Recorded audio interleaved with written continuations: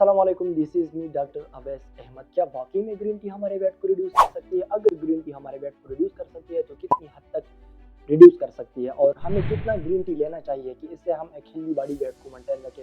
तो इन चीज़ों को जानने के लिए आप वीडियो को आखिर तक देखें। अगर चैनल पर नए हैं तो चैनल को सब्सक्राइब करें।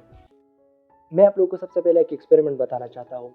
साइंटिस्ट ने एक एक्सपेरिमेंट किया था। उन्होंने 2 चूहे लिए थे। एक चूहे को उन्होंने हाई फैट मील दिया था, दूसरे को भी हाई फैट मील दिया था, लेकिन एक चूहे को साथ-साथ उन्होंने ग्रीन टी भी दिया था।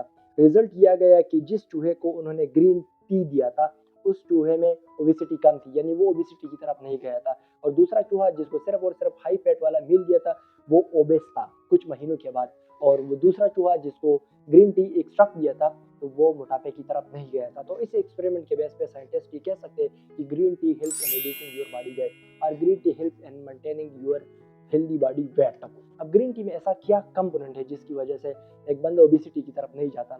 तो हमारे डाइजेस्टिव सिस्टम में कुछ माइक्रो ऑर्गेनिज्म है जो कि हमारे बॉडी के लिए बेनिफिशियल होते हैं, क्योंकि हमारे विटामिन के की प्रोडक्शन में हेल्प कर देते हैं, जो कि विटामिन बी 12 के प्रोडक्शन में हेल्प कर देते हैं।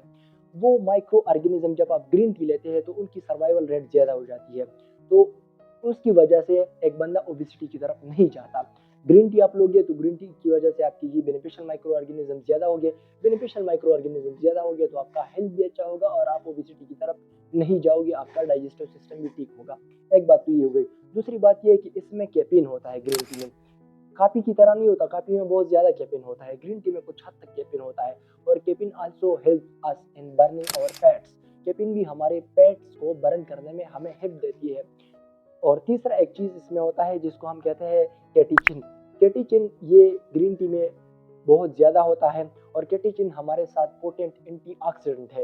एंटीऑक्सीडेंट ये हमारे स्किन को जल्दी बुढ़ापे की तरफ नहीं ले जाती है, मतलब एंटीऑक्सीडेंट हमारे सेल के एजिंग के प्रोसेस को स्लो कर देती है। एंटीऑक्सीडेंट हमारे सेल्स को कैंसर से बचाती है।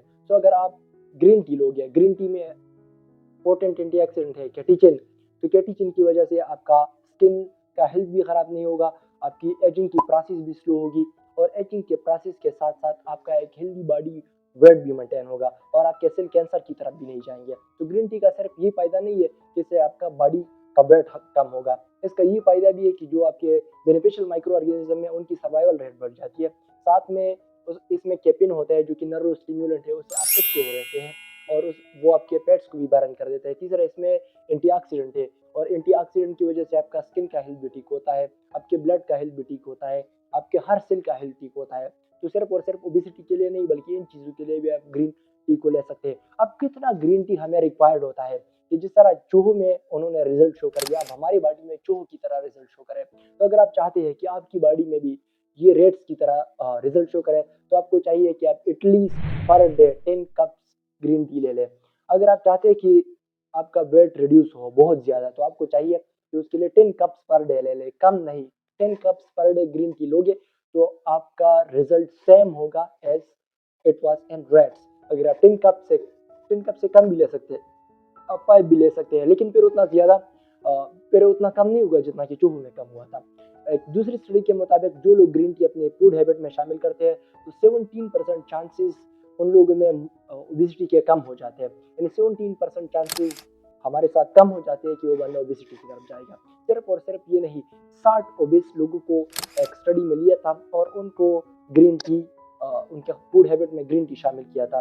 3 महीनों के बाद वो देखते हैं कि उन लोगों में 3.3 केजी मास कम हो गया था due to burning up fats. और बर्निंग अप फैट्स किसका काम है? ग्रीन टी का। तो अगर आप चाहते हैं कि आप ओबेसिटी की तरफ ना जाए तो आपको चाहिए कि आप अपनी फूड हैबिट में ग्रीन टी को लाजमी शामिल करें।